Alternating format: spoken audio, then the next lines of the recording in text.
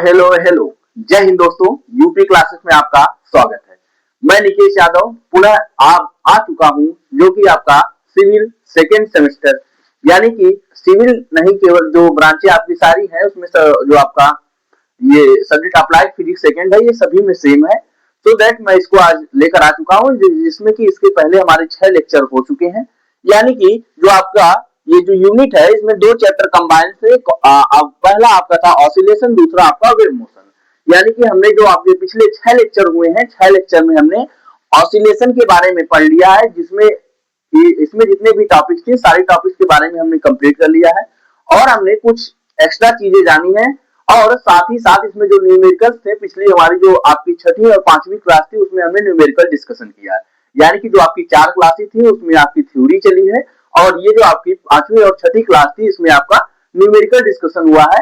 So that आज हम लोग जो स्टार्ट करेंगे, सबसे पहले मैं स्टार्ट करने से पहले आप लोगों को कुछ चीजें बता दूं कि जो मैं आप लोगों को जैसे जैसे पढ़ाता चलता हूं वैसे वैसे आप लोगों का यूपी क्लासेस सेकंड सेमेस्टर के नाम से आपका चैनल बना हुआ है। उस चैनल पर आपका टेलीग्राम चैनल बना हुआ है। उस टेलीग्राम चैनल पर मैं आप लोगों को इसी के साथ साथ मैं आपको पीडीएफ भी आपको देता हुआ चलता हूं, जो कि पीडीएफ आपका होता है वो आपका हैंड रिटन नोट्स होती है।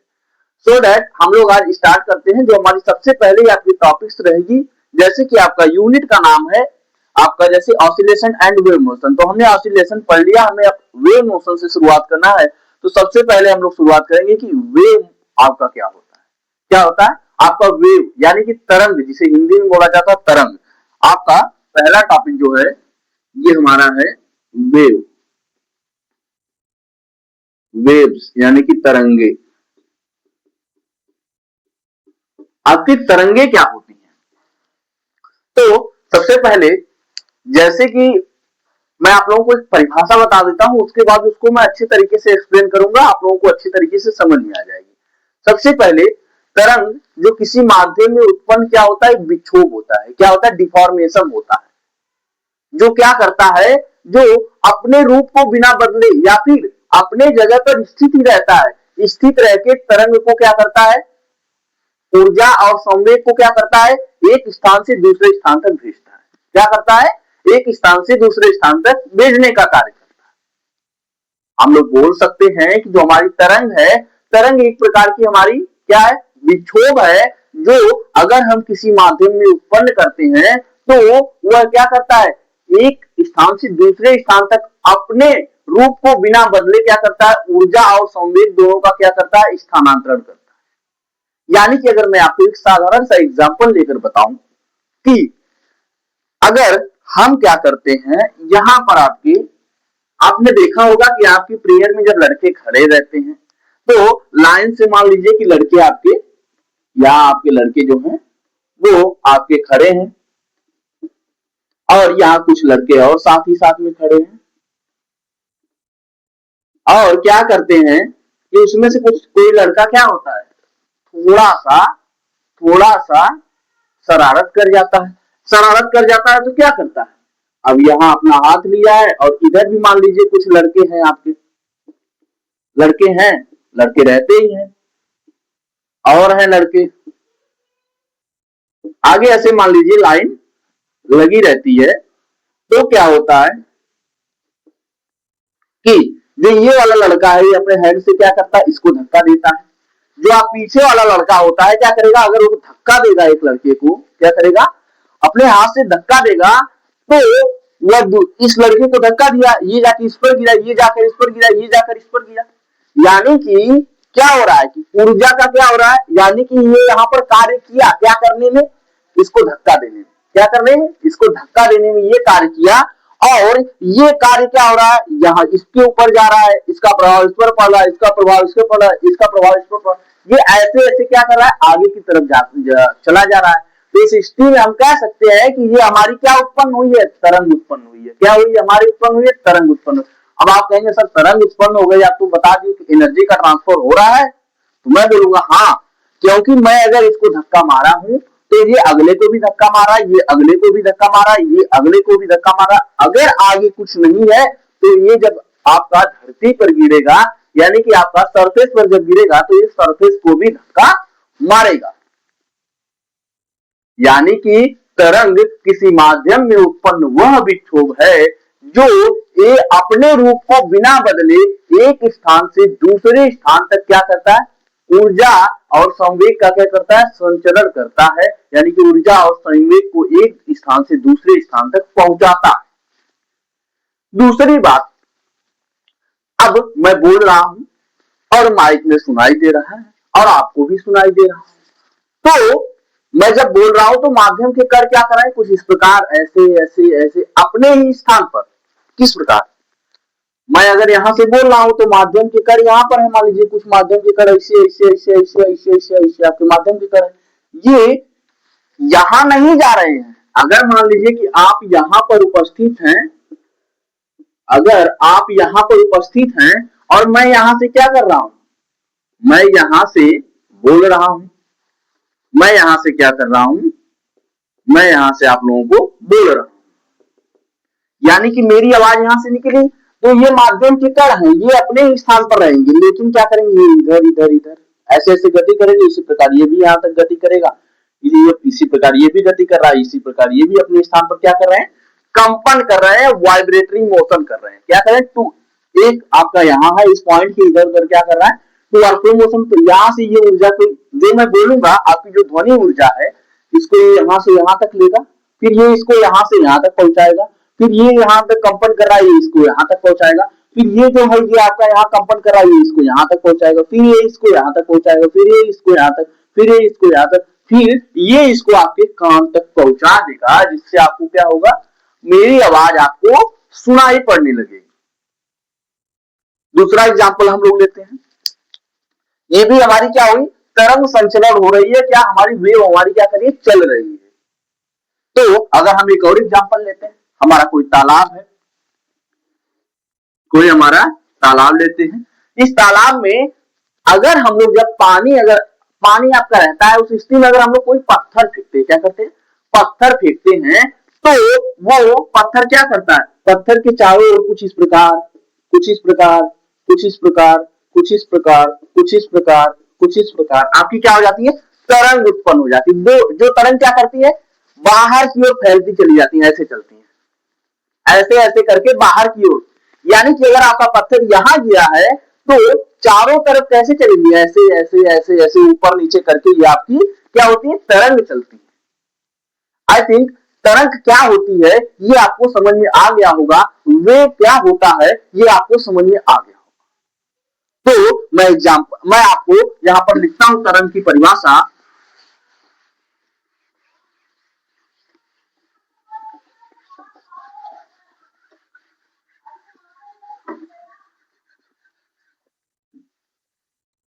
किसी माध्यम में उत्पन्न, किसी माध्यम में उत्पन्न, माध्यम में उत्पन्न वह विक्षोभ,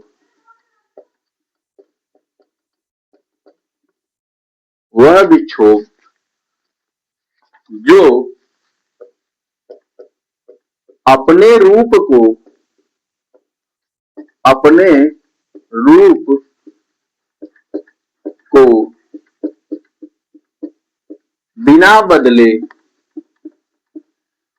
बिना बदले एक स्थान से दूसरे स्थान तक, एक स्थान से दूसरे स्थान तक,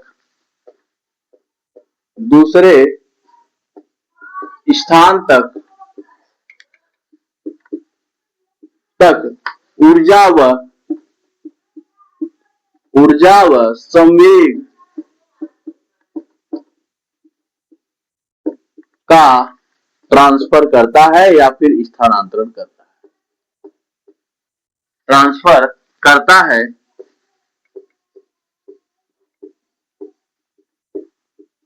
उसे तरंग कहते हैं, वेव्स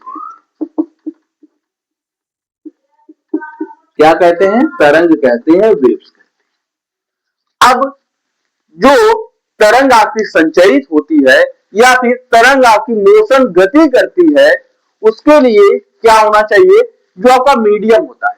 मीडियम क्या होता है, सबसे पहले मीडियम की बात करेंगे। जैसे कि आपको ये यहाँ पर बात आई है कि किसी माध्यम में, आपकी बात आई है कि किसी माध्यम में, आपका मीडियम क्या है, यानी कि आपको कहीं से कहीं जाने के लिए कौन से साधन का यूज आप कर रहे हैं। क्या मीडियम यही है कि आप किसी स्थान से, एक स्थान से दूसरे स्थान तक जाने के लिए आप किस चीज का यूज कर रहे हैं, आपका साधन क्या है। तो अगर मुझे, मैं यहां पर हूं, अगर मुझे कहीं 10 किलोमीटर दूर जाना है, मैं अगर साइकिल से जा रहा हूं, उस स्थिति में मेरा जो साधन होगा, मीडियम होगा, वो साइकिल होगा। अगर मैं ट्रेन से जा रहा हूं तो उस स्थिति में जो मेरा साधन होगा, मीडियम होगा, वो मेरी ट्रेन होगी। अगर वही मैं बस से जा रहा हूं तो इस स्थिति में मेरा जो साधन होगा, मीडियम होगा, वो बस होगा। अगर मैं कहीं एरोप्लेन से जा रहा हूं तो इस स्थिति में जो मेरा साधन होगा वो क्या होगा, एरोप्लेन होगा। यानी कि जिसकी सहायता से या जिस पर हम लोग बैठ करके क्या एक स्थान से दूसरे स्थान तक जा रहे हैं, उसे ही हम लोग मीडियम बोल रहे हैं। तो जो आपकी तरंग चल रही है, तरंग के लिए क्या मीडियम होगा, यानी कि अगर हम यहाँ बोल रहे हैं तो यहाँ पर क्या है, एयर है, एयर है, तो एयर ही क्या है, एयर के ही, एयर की क्या जो कण है वो कंपन करते हुए मेरी आवाज को, मेरी ध्वनि ऊर्जा को आपके कान तक पहुंचा रहे हैं। यानी कि इसके लिए कौन मीडियम हो गया, एयर हो गया। अगर मैं क्या कर रहा हूं, अगर ऐसी बात, अगर मैं क्या किसी सॉलिड से कर रहा हूं, सॉलिड के पास जाकर अगर मैं बोल रहा हूं, तो उस स्थिति में अगर सॉलिड के कणों द्वारा आपका क्या कंपन करके मेरी आवाज एक स्थान से दूसरे स्थान तक पहुंचाई जा रही है, तो उस स्थिति में मीडियम क्या हो जाएगा, वो सॉलिड हो जाएगा। यानी कि माध्यम क्या होता है, ये चीज आप लोग समझ गए। माध्यम वह साधन होता है जो किसी को एक स्थान से दूसरे स्थान तक ले जाने में क्या करता है, सहायता करता है, या ले जाने के लिए यूज किया जाता है, एक स्थान से दूसरे स्थान तक जाने के लिए यूज किया जाता है। अब अगली बात आई कि माध्यम की कुछ गुण होने चाहिए जिससे कि क्या कर, आपकी तरंग क्या कर सकती है, मोशन कर सकती है, एक स्थान से दूसरे स्थान तक जा सकती है। पहला गुण जो उसमें होना चाहिए, उस माध्यम का गुण होना चाहिए इलास्टिसिटी, यानी कि प्रत्यास्थता का गुण होना चाहिए। इलास्टिसिटी का गुण किसके अंदर, मीडियम के अंदर। दूसरा आपका इलास्टिसिटी का मतलब है कि अगर उस पर कोई दाब लगाया जाता है, उस पर कोई फोर्स लगाया जाता है, तो वो बहुत ही जल्दी डिफॉर्म, मतलब एक तरह से परमानेंट डिफॉर्मेशन उसमें ना आ जाए। इसका मतलब ये होता है, यानी कि उसके कर थोड़े थोड़े दूर दूर होने चाहिए, हल्के हल्के, ठीक है। दूसरी बात आपकी आई, इसमें इनर्सिया का गुण होना चाहिए। इनर्सिया जिसे हम लोग जड़त्व बोलते हैं, इनर्सिया का गुण होना चाहिए।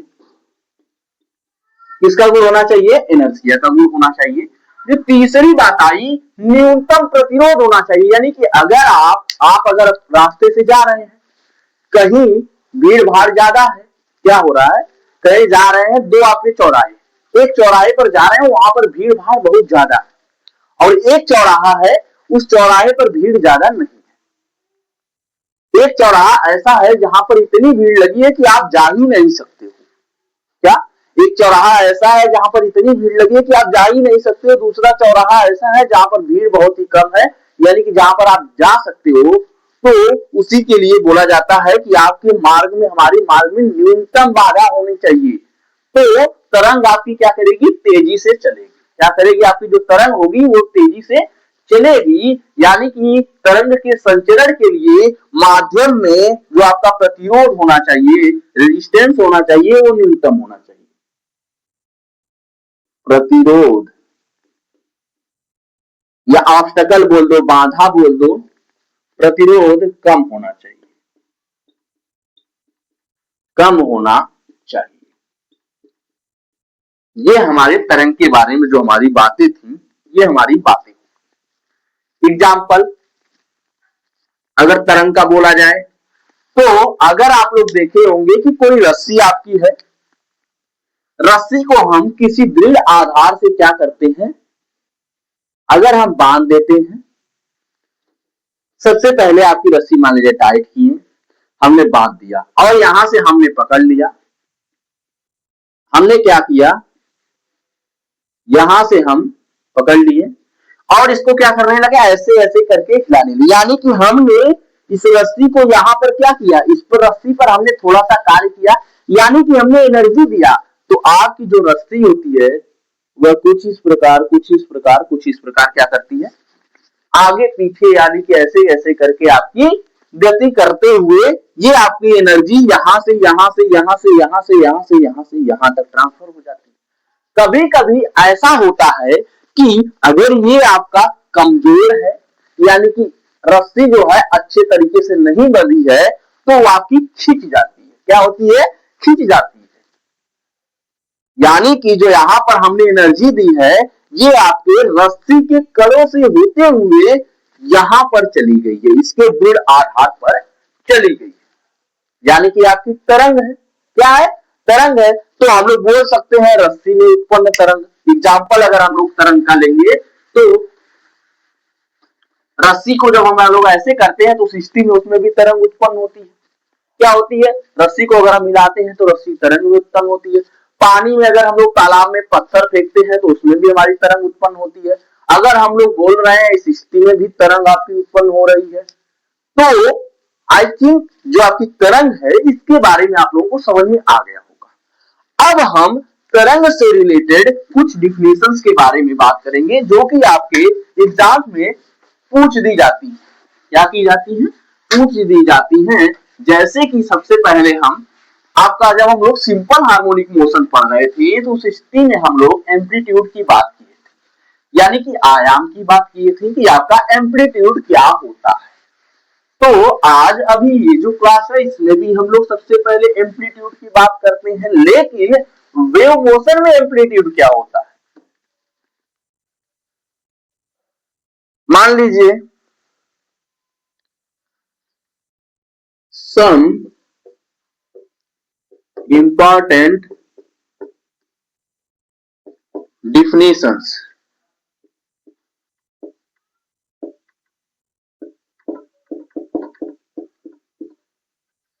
definition related to wave motion। तरंग गति से रिलेटेड कुछ आपकी इंपॉर्टेंट डिफिनेशंस के बारे में बात करेंगे, जिसमें कि आपका सबसे पहले आएगा एम्पलीट्यूड। क्या आएगा, एम्पलीट्यूड, जिसे हिंदी में बोला जाता आयाम। क्या बोला जाता है, आयाम बोला जाता है। आयाम क्या होता है, जैसे कि हम जानते हैं कि अगर आपका कण, आपका अगर कोई तरंग है वो अगर चल रही है तो उस स्थिति में माध्यम के कण क्या करते हैं, वाइब्रेटरी मोशन करते हैं, यानी कि कांपनिक गति करते हैं। तो मान लेते हैं कि ये आपका कोई कण है। क्या है, ये आपका कोई कण है और ये कुछ इस प्रकार इधर इधर इधर इधर ऐसे ऐसे करके आपका गति कर रहा है। कण की जो ये पोजीशन है इसे हम लोग मीन पोजीशन बोलते हैं, जिसे हिंदी में बोला जाए तो साम्यावस्था बोलते हैं। जो आपका कण आपका जो यहां से मीन पोजीशन से अधिकतम दूरी तक जा सकता है, जहां तक अधिकतम दूरी तक जाता है उसे हम लोग एक्सट्रीम पोजीशन बोलते हैं, यानी कि उच्चतम बिंदु, एक्सट्रीम पोजीशन।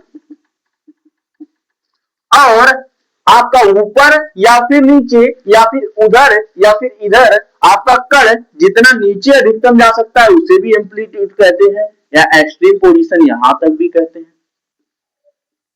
एक्सट्रीम पोजीशन कहते हैं। अब इसी में साम्य अवस्था के यानी कि मीन पोजीशन के इधर या फिर उधर दोनों अवस्थाओं में कहीं पर भी जहां पर अधिकतम दूरी तय करता है, जहां पर अधिकतम दूरी तय करता है, अधिकतम दूरी तक वह जा सकता है मीन पोजीशन के इधर या फिर मीन पोजीशन के इधर अधिकतम दूरी तक आपका कण जहां तक जा सकता है उस दूरी को ही या फिर उस विस्थापन को ही हम लोग क्या बोलते हैं, हम लोग एम्पलीट्यूड बोलते हैं, आयाम बोलते हैं। क्या बोलते हैं, एम्पलीट्यूड बोलते हैं, आयाम बोलते हैं, जिसे कैपिटल ए से हम लोग डिनोट करते हैं। इसी प्रकार जब हम लोग सिंपल हार्मोनिक मोशन में थे तो हम देखते थे कि आपका एक मीन पोजीशन होता था, कोई आपका कर था जो इसकी इधर उधर आपका गति कर रहा, जो आपका मीन को आपका जो सिंपल हार्मोनिक मोशन यानी कि एसएचएम था, और जो आपकी वाइब्रेटरी मोशन है यानी कि आपकी काल्पनिक गति है, दोनों में क्या डिफरेंस था? डिफरेंस बस इस बात का था, आपका सिंपल हार्मोनिक मोशन में भी आपका जो कर था वो भी आपका एक पोजीशन यानी कि साम्य अवस्था की इधर उधर आपका टू और फ्रो मोशन कर रहा था, यानी कि इधर उधर आपकी वो गति कर रहा था। और यहां पर भी जो आपका कर है इसके इधर उधर गति कर रहा है। इसको मैं अगर ऐसे दिखाया हो तो कर आपका ऐसे ऐसे तो भी गति कर सकता है, तो ऐसे भी दिखा सकता हूं। लेकिन बात बस कितनी बात है, कमी क्या है कि जो आपका एसएचएम था इसमें जो आपका कर था वो अधिकतम दूरी तक यानी कि एम्पलीट्यूड उसका ज्यादा होता था, उसका विस्थापन जब जब आपका अधिकतम विस्थापन यानी कि जो उसका एम्पलीट्यूड था इसकी तुलना में बहुत ही ज्यादा था। क्या था? एम्पलीट्यूड जो इसका था एसएचएम का था, एसएचएम में जो आपका एम्पलीट्यूड होता था वो आपके वाइब्रेटरी मोशन की तुलना में बहुत ही अधिक था, इसीलिए हम लोग इसे एसएचएम बोल रहे थे। और ये आपका क्या हो जाएगा, एम्पलीट्यूड आपका ये आपकी वाइब्रेटरी मोशन हो जाएगी। सिस्टम जो उसका विस्थापन होगा वो बहुत ही कम होगा। जो आपका आपने देखा होगा जब मतलब कंपन जब होता है तो कंपन कितने होता है, यानी कि जो आपके कण होते हैं वो आपकी थोड़ी थोड़ी थोड़ी थोड़ी दूर इधर इधर क्या करते हैं, कंपन करते हैं। ये आपका मेन पोजीशन हो गया, मेन पोजीशन की इधर उधर क्या करते हैं, आपके जो आपके कण होते हैं वो क्या करते हैं, गति करते हैं। पार्टिकल्स जो होते हैं वो क्या करते हैं, गति करते हैं। तो आपका कंपन आपका वाइब्रेटरी मोशन में आ जाता है। तो वाइब्रेटरी मोशन में आपका एम्पलीट्यूड क्या हो जाएगा, इसलिए भी परिभाषित हम लोग करेंगे कि साम्यावस्था से क्या, साम्यावस्था से कण द्वारा तय किए गए अधिकतम विस्थापन को ही साम्यावस्था से यानी कि मीन पोजीशन से कण द्वारा तय किए गए, या फिर इधर हो जाए या फिर इधर हो जाए, कण द्वारा तय किए गए अधिकतम विस्थापन को ही हम लोग क्या बोलते हैं, एम्पलीट्यूड बोलते हैं। क्या बोलते हैं, एम्पलीट्यूड बोलते हैं। इसे हम लोग ए से व्यक्त करते हैं। यानी कि अगर हम लोग इसे लिखना चाहें तो हम लोग लिख सकते हैं कि कण द्वारा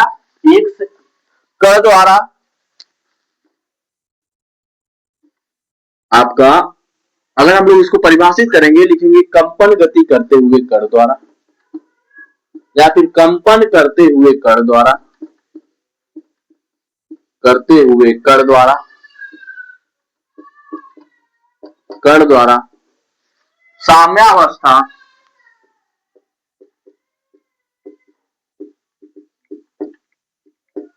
साम्यावस्था से तय किए गए अधिकतम विस्थापन को तय किए गए अधिकतम विस्थापन को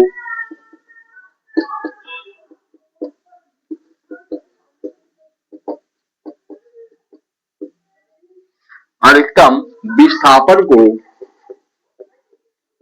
आयाम यानी कि एम्पलीट्यूड कहते हैं। क्या कहते हैं, एम्पलीट्यूड कहते हैं। इसे कैपिटल ए से डिनोट, इसे स्मॉल ए से भी डिनोट किया जाता है, परंतु मैंने जब पीछे इसे कैपिटल ए से डिनोट किया है तो इसे कैपिटल ए से ही हम लोग आगे तक डिनोट करते हुए चलेंगे। इसे इसे कैपिटल ए से दर्शाया जाता है या फिर व्यक्त किया जाता है, दर्शाया जाता है। आई थिंक ये चीज आप लोगों को समझ में आ गया होगा कि जो आपका एम्पलीट्यूड होता है, आयाम होता है, ये क्या होता है। आपका कोई पार्टिकल है, कोई कण है जो आपका वाइब्रेटरी मोशन कर रहा है, यानी कि किसी बिंदु के इधर उधर क्या कर रहा है, मीन पोजीशन के इधर उधर टू और फ्रो मोशन कर रहा है। इस स्थिति में कण द्वारा मीन पोजीशन से तय किए गए अधिकतम विस्थापन को ही हम लोग एम्पलीट्यूड आयाम बोलते हैं। इसे कैपिटल ए से हम लोग डिनोट करते हैं। आई थिंक ये चीज आप लोगों को समझ में आ गई होगी। अब जो हम आगे बातें करेंगे वो होगा आपका टाइम पीरियड। क्या होगा, टाइम पीरियड, आवर्तकाल होगा।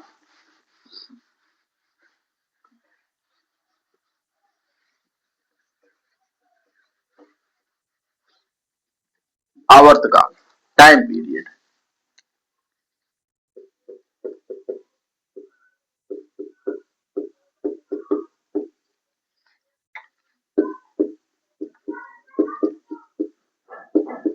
आवर्तकाल बोलते हैं। ये हमारा क्या होता है, जैसे कि हम जानते हैं कि हमारा कण कोई हमारा पार्टिकल है, वो पार्टिकल इस बिंदु को इधर उधर क्या कर रहा है, वाइब्रेटरी मोशन कर रहा है। ये आपका मीन पोजीशन हो जाएगा, ये आपका एक्सट्रीम पोजीशन हो जाएगा। हिंदी में बोला जाए तो साम्यावस्था हो जाएगा, और इसे बोला जाए तो उच्चतम बिंदु हो जाएगा। इसे भी हम लोग उच्चतम बिंदु ही बोलते हैं, ठीक है, एक्सट्रीम पोजीशन। अब क्या हो रहा है, तो सबसे पहले हम लोग जानेंगे कि एक कंपन क्या होता है। क्या एक कंपन क्या होता है, एक वाइब्रेशन क्या होता है। जैसे कि ये आपका कण यहां पर उपस्थित है, तो यहां से आपका यहां जाएगा, फिर आपका कण यहां से यहां आता है, फिर आपका यहां से यहां आता है, फिर यहां से यहां। यानी कि कण का ऊपर जाना, नीचे आना, फिर नीचे आना, फिर ऊपर यहां तक आ जाना, ये हमारा क्या कहलाता है, एक कंपन कहलाता है। क्या कहलाता है, एक कंपन कहलाता है। क्या मैं बताया कि आपका कोई पार्टिकल है, ऊपर जा रहा है एक्सट्रीम पोजीशन तक, फिर नीचे गया एक्सट्रीम पोजीशन तक, फिर आपका आ गया मीन पोजीशन पर।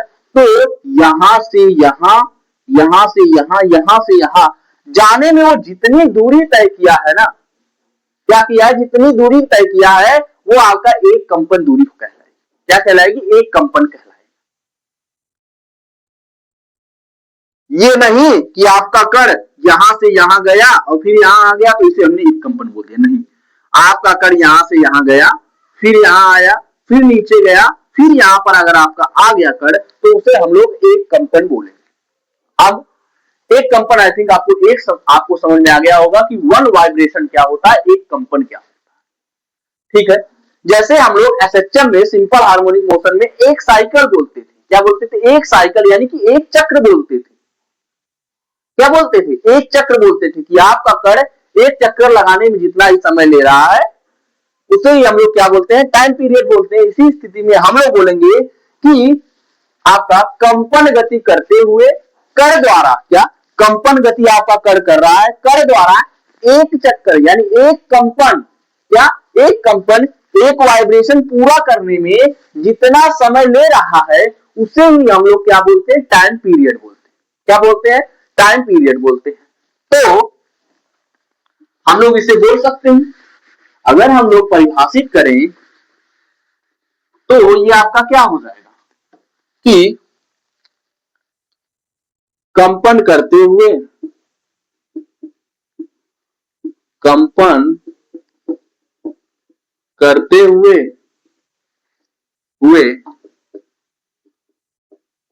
किसी कण द्वारा, किसी कण द्वारा एक कंपन पूरा करने में, पूरा करने में लगे समय को टाइम पीरियड कहते हैं। टाइम पीरियड कहते हैं, यानी कि आवर्तकाल कहते हैं। इसे कैपिटल टी से डिनोट करते हैं। क्या करते हैं, इसे कैपिटल टी से दर्शाते हैं।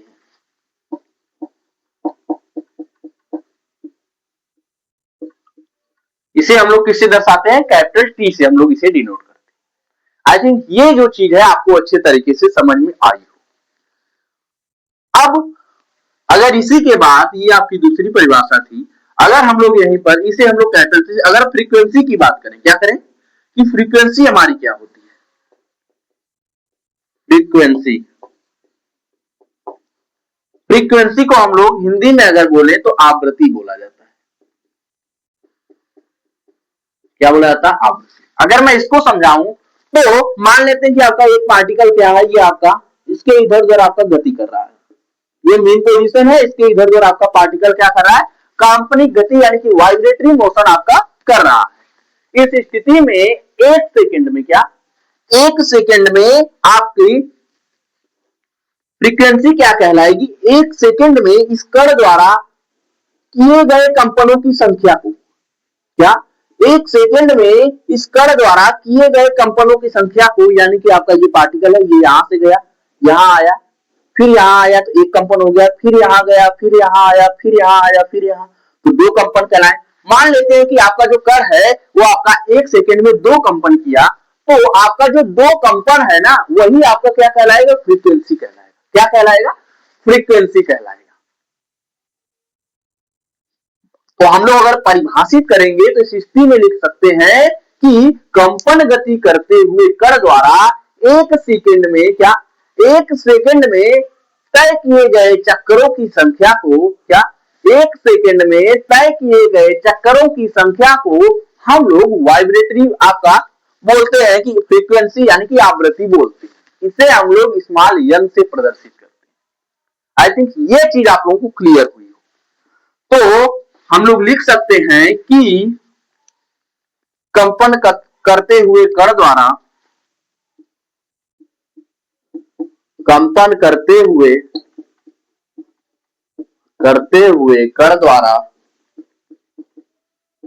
कण द्वारा एक सेकंड में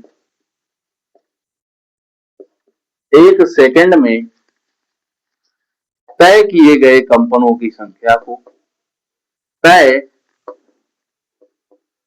किए गए कंपनों की संख्या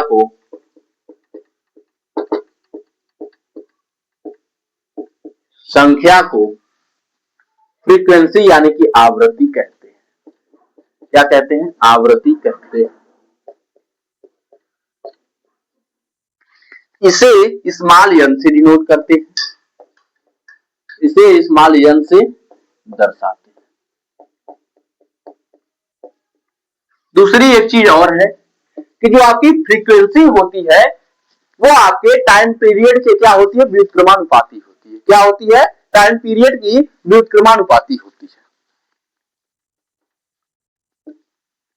फ्रीक्वेंसी यानी कि आवृत्ति,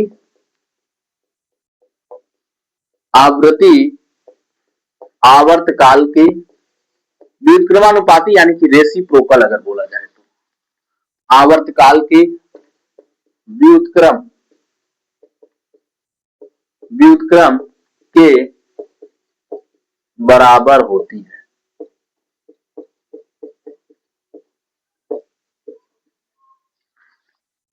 तो आपका यन आपका आवृत्ति हो गया, ये आपका टाइम पीरियड। क्या होगा? ये आपका टाइम पीरियड होगा। इसे, इसका जो मात्रक होता है वो आपका हर्ट्ज होता है। क्या होता है? इसका मात्रक जो होता है हर्ट्ज होता है। अगर हम लोग इसके डायमेंशन की बात करें बाबू, इसकी अगर हम लोग इसके डायमेंशन की बात करें तो हम लोग जानते हैं कि टाइम पीरियड की डायमेंशन क्या होती है? टाइम पीरियड की डायमेंशन होती है टी, आपकी होती है टी। तो अगर ये आपका 1/t है तो इस स्थिति में अगर हम लोग ऊपर लाएंगे तो इसकी डायमेंशन हो जाएगी -t। अगर हम लोग इसको अच्छे तरीके से लिखना चाहेंगे तो m0 L0 -t आपकी फ्रीक्वेंसी की क्या हो जाएगी बाबू? फ्रीक्वेंसी की क्या हो जाएगी? फ्रीक्वेंसी की आपकी डायमेंशन हो जाएगी। आई थिंक ये चीज आप लोगों को समझ में आ गई। अब हम लोग आगे जो बात करेंगे, आगे हम लोग बात करते हैं कि हमारी तरंग दैर्ध्य क्या होती है। क्या हमारी तरंग दैर्ध्य क्या होती है?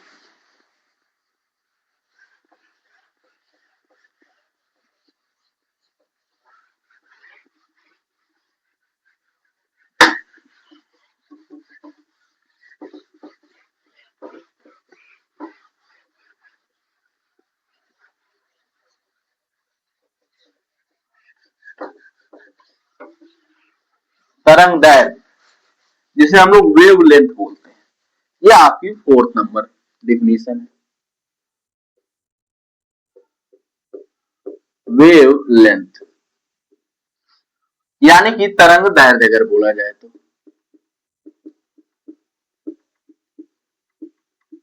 ये क्या होती है?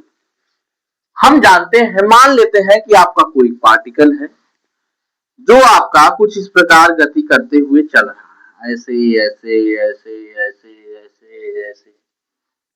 इधर आपका सामने तरंग संचरण हो रही, यानी कि आपकी तरंग आपकी आगे बढ़ रही है। अभी जब मैं आपको पढ़ाऊंगा आगे, जो आपकी ट्रांसवर्स वेव्स होती हैं, यानी कि आपकी अनुप्रस्थ तरंगे होती हैं, तो उस स्थिति में आपका पार्टिकल क्या करता है, ऊपर नीचे कंपन करता है। जबकि आपकी तरंग क्या चलती है, इसके लंबवत दिशा में, यानी कि इधर सीधे आपकी चलती है। क्या करती है, आपकी जो तरंग है वो आपकी सीधे आपकी चलती जाती है। आपने देखा होगा कि जब आप कोई तालाब होता है या पानी होता है, उसमें आप लोग कोई पत्थर फेंकते हैं, तो उस स्थिति में जो आपका तरंग जो उत्पन्न होती है, ऊपर नीचे ऐसे होती जाती, कैसी, ऐसे ऐसे ऐसे ऐसे करके आपकी ऊपर नीचे आपकी होती जाती, यानी कि ऐसे ऐसे ऐसे ऐसे ऐसे आपकी तरंग क्या करती है, बाहर की ओर चलती चली जाती है। यानी कि गोले में एक तरह से वो क्या करती है, चलती चली जाती है, ऐसे ऐसे ऐसे ऐसे ऐसे ऐसे ऐसे होते हुए बाहर की वो निकल जाती है। तो उस स्थिति में इसको अगर हमें ऐसा दिखाया, तो हम दिखाते हैं कि आपका पार्टिकल यहां से यहां गया। एक बार आपका पार्टिकल मेन पोजीशन पर था, यहां से यहां गया, फिर आपका यहां से यहां आया, फिर आपका पार्टिकल यहां से यहां गया, और अब आपका पार्टिकल पहले यहां से यहां गया, फिर यहां से यहां आ गया, फिर आपका नीचे गया, फिर यहां से यहां तक आ गया, यानी कि यहां तक आपका पार्टिकल आया। तो हम लोग क्या लिख सकते, A B C D E F G H. तो उस स्थिति में आपकी वेवलेंथ यानी कि तरंग दैर्ध्य क्या हो जाएगी, तो तरंग दैर्ध्य को जो हम लोग परिभाषित करते हैं कि तरंग संचरण में तरंग के कण द्वारा, क्या, तरंग संचरण में तरंग के कण द्वारा जो आपका तरंग का कण होता है, एक कंपन करने में, क्या, एक कंपन करने में जितना समय लेता है, यानी कि आपका कण ये है, ये यहां से यहां गया, यहां से यहां आया, फिर यहां से यहां, फिर यहां से यहां, जितना समय लेता है उतने समय में आपकी तरंग जो होती है जितनी दूरी तय कर लेती है, क्या करती है, आपकी जो तरंग होती है वो जितनी आगे बढ़ लेती है, वह दूरी ही आपकी तरंग दैर्ध्य कहलाती है। क्या, आपकी तरंग दैर्ध्य, जिसे हम लोग लैम्डा से व्यक्त करते हैं, किससे व्यक्त करते हैं, यानी कि आपका ये कण है, ये आपका इसके इधर यहां गया, फिर यहां आया, फिर यहां आया, फिर यहां, एक कंपन यहां से यहां तक करने में लगा, आपकी तरंग यहां से यहां तक चल के आ गई, तो स्थिति में ये आपका क्या हो जाएगी, ये आपका हो जाएगा लैम्डा हो जाएगा। यानी कि एक कण द्वारा एक कंपन करने में लगे समय में ही तरंग द्वारा तय की गई दूरी को ही हम लोग क्या बोलते हैं, तरंग दैर्ध्य। कण आपका एक कंपन जितने समय में कर रहा है, उतने ही समय में जितना आपकी तरंग जितनी दूरी तय कर ले रही है, उसी दूरी को ही हम लोग क्या बोलते हैं, तरंग दैर्ध्य बोलते हैं, लैम्डा बोलते हैं। अभी आगे मैं चलूंगा, जब आपको मैं पढ़ाऊंगा आपका लॉन्गिट्यूडनल वेव, ट्रांसवर्स वेव, तो उसमें और भी बताऊंगा, क्या, उसमें और बताऊंगा, उसमें आपका रिफ्रैक्शन एंड कंप्रेशन के साथ बताऊंगा, फिर आपको बताऊंगा ट्रफ एंड क्रिस्ट, यानी कि आपका श्रृंग और गर्त के बताऊंगा। इन सारी चीजों को अच्छे तरीके से एक्सप्लेन करूंगा। तो अगर हम लोग परिभाषित करें आपको वेवलेंथ को, तो हम लोग लिख सकते हैं कि कंपन करते हुए कण द्वारा, कंपन करते हुए कण द्वारा, करते हुए कण द्वारा, कण द्वारा द्वारा एक चक्कर, कण द्वारा एक कंपन पूरा करने में लगे समय में, एक कंपन पूरा करने में लगे समय में, करने में लगे समय में, समय में तरंग द्वारा तय की गई दूरी, तरंग द्वारा तय की गई दूरी, तय की गई दूरी को ही हम लोग क्या बोलते हैं, को ही तरंग दैर्ध्य कहते हैं। क्या बोलते हैं, तरंग दैर्ध्य कहते हैं। इसे हम लोग किससे व्यक्त करते हैं? लैम्डा से। इसे लैम्डा से दर्शाते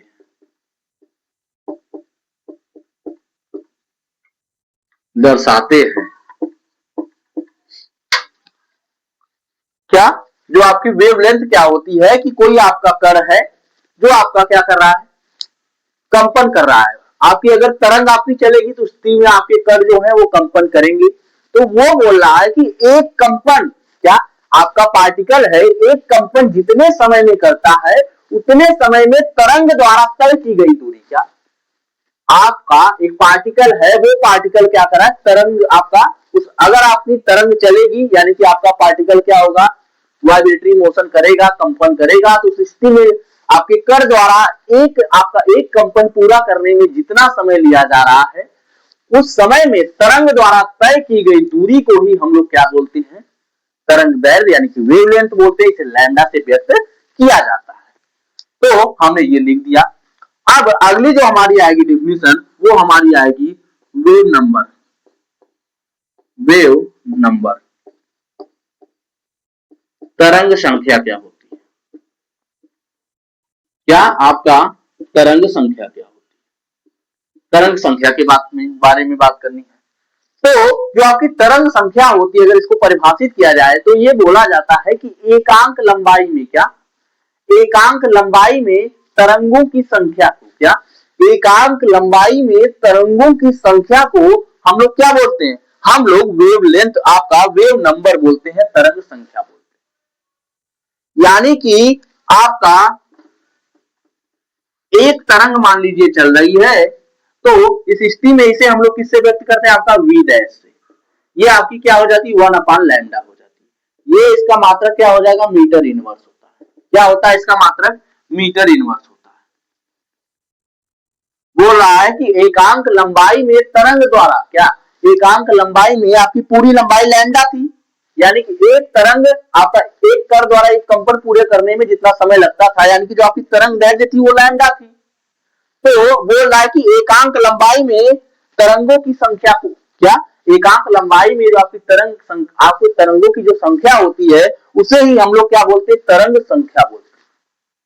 क्या बोलते हैं? तरंग संख्या बोलते हैं। ये आपका फार्मूला हो गया। V bar is equal to 1/लैम्डा, मीटर इसका मात्रक जो होगा मीटर इनवर्स होगा।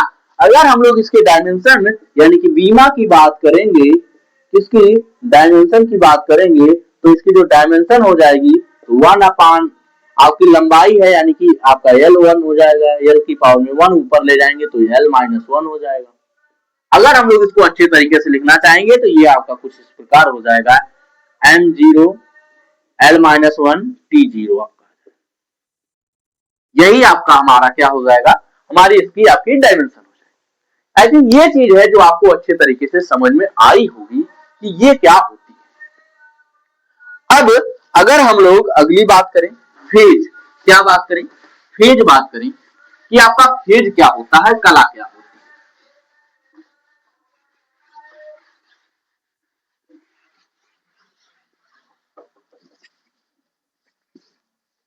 जो हमारी फेज क्या होती है, कला क्या होती है, इसके बारे में हम लोग अच्छे तरीके से बात।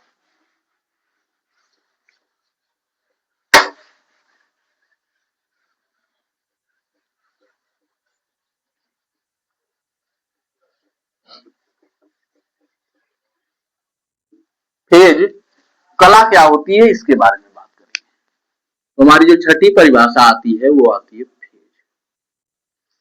फेज जिसे हम लोग हिंदी में बोलते हैं कला। क्या बोलते हैं? कला। कि हमारा कला क्या होता है। जैसे कि हम लोग जानते हैं कि जब हम लोग एसेक्शन यानी कि सिंपल हार्मोनिक मोशन पढ़ रहे थे तो उस स्थिति में मैं बताया था कि जो आपकी कला होती है, आपकी सिंपल हार्मोनिक मोशन यानी कि सरल आवर्त गति करते हुए किसी कण की स्थिति को और गति की डायरेक्शन को व्यक्त करती है, उसे ही हम लोग क्या बोल रहे थे? आपका हम लोग कला बोल रहे थे। क्या बोल रहे थे? कला बोल रहे थे, फेज बोल रहे थे। जैसे कि अगर हमने y बराबर क्या, y बराबर a sin omega T plus five लिए थे तो इस स्थिति में जो आपका ओमेगा टी प्लस फाइव था ये हमारा क्या था? यही हमारा फेज था। क्या था? हमारा फेज था। तो यानी कि ये आपका क्या हुआ, फेज हुआ। ये आपका क्या बताएगा कि जो आपका पार्टिकल है वो आपका कंपन कर रहा है, यानी कि जो आपकी तरंग है, यानी कि जो आपकी तरंग क्या कर रही है, संचरित हो रही है। उस स्थिति में आपकी तरंग की डायरेक्शन क्या है, या फिर आपका जो तरंग है वो कहां पर स्थित है, तरंग की गति को बताती है, यानी कि उसकी डायरेक्शन को बताती है। दूसरी बात, आपकी जो तरंग है वो स्थित है तो कहां पर स्थित है, ये चीज हमें कौन बताता है, आपका फेज, कला बताता है। तो अगर हम लोग इसको परिभाषित करेंगे, क्या करेंगे, अगर हम लोग इसको अगर परिभाषित करेंगे तो उस स्थिति में किस प्रकार परिभाषित करेंगे कि कला तरंग का वह गुण है, तरंग का वह गुण है जो उसकी स्थिति, क्या, जो उसकी स्थिति तथा गति की दिशा को, गति की दिशा को बताती है। क्या करती है, बताती है कि डायरेक्शन क्या है। इसे फाई, इसे फाई या ओमेगा टी प्लस फाई या फिर कुछ भी लिख सकते हैं। इसे फाई से, यानी कि ये एक एंगल ही होता है, फाई से व्यक्त करते हैं। क्या करते हैं, व्यक्त करते हैं। आई थिंक ये चीज आप लोगों को समझ में आई। अगर यहीं से मैं आपको एक चीज और समझाऊं कि आपका फेज डिफरेंस क्या होता है, यानी कि जिसे हम लोग कलांतर बोलते हैं। फेज डिफरेंस जिसे बोला जाता है कलांतर, कि आपका जो कलांतर होता है वो कलांतर क्या होता है उसके बारे में बात। अगर क्या, अगर आपकी दो तरंगे क्या कर रही है, चल रही है आपस में, या फिर बोल सकते हैं दो आपके पार्टिकल है जो आपके क्या कर रहे हैं, कंपन कर रहे हैं साथ में, तो उस स्थिति में दोनों पार्टिकल के जो फेज में अंतर होगा, क्या होगा, जो दोनों पार्टिकल के फेज में अंतर होगा उसी को हम लोग क्या बोलेंगे, फेज डिफरेंस बोलेंगे। क्या बोलेंगे, कलांतर बोलेंगे। क्या बोलेंगे हम लोग, कलांतर बोलेंगे। आई थिंक ये चीज आप लोगों को समझ में आई। अगर मैं जैसे आपका एक आपका जो फेज है वो आपका कला जो है पहले की, उसको हम लोग मान लेते हैं आपका थीटा प्लस फाई, और दूसरे की कला अगर दूसरा पार्टिकल है, फर्स्ट पार्टिकल, और ये आपका दूसरा पार्टिकल है, दोनों, और दूसरे का जो फेज हम लोग मान लेते हैं ये आपका फाई है। तो दोनों का हम लोग अगर डिफरेंस निकालेंगे, क्या करते हैं, दोनों का डिफरेंस निकालते हैं, theta plus phi minus phi. तो फाई फाई चला गया, उस स्थिति में थीटा जो आपका हो जाएगा वो उसका क्या हो जाएगा, फेज डिफरेंस हो जाएगा। क्या हो जाएगा, फेज डिफरेंस हो जाएगा। आई थिंक ये चीज आप लोगों को अच्छी तरीके से यहां तक समझ में आई हो। क्या, यहां तक की जो चीजें हैं आप लोगों को समझ में आई हो। अब हम लोग जो आगे बातें करेंगे, क्या, जो हम आगे बात करेंगे वो हम लोग बात करेंगे रिलेशन बिटवीन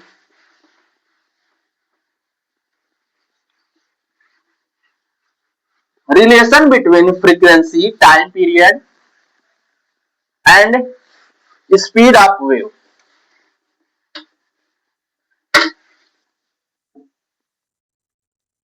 रिलेशन बिटवीन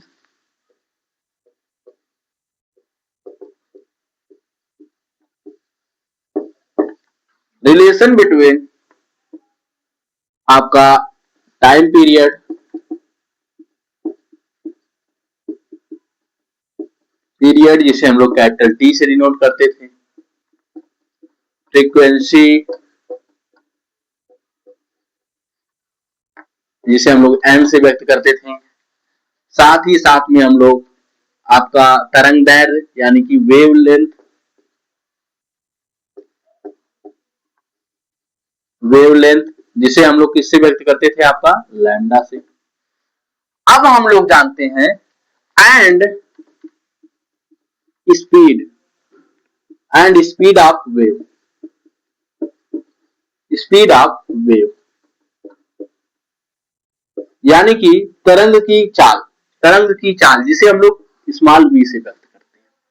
सबसे पहले इसमें एक चीज आप लोगों को नहीं बताया कि आपकी स्पीड ऑफ वेव क्या होती है। जो आपकी तरंग होती है ना, तरंग द्वारा 1 सेकंड में तय की गई दूरी को तरंग द्वारा 1 सेकंड में तय की गई दूरी को ही हम लोग क्या बोलते हैं, स्पीड ऑफ वेव बोलते हैं। क्या बोलते हैं, स्पीड ऑफ वेव। आपकी तरंग चल रही है, उस स्थिति में आपकी तरंग 1 सेकंड में कितनी दूरी तय कर ले रही है, इसे ही हम लोग क्या बोलते हैं, आपका स्पीड ऑफ वेव बोलते हैं। क्या बोलते हैं, स्पीड ऑफ वेव बोलते हैं।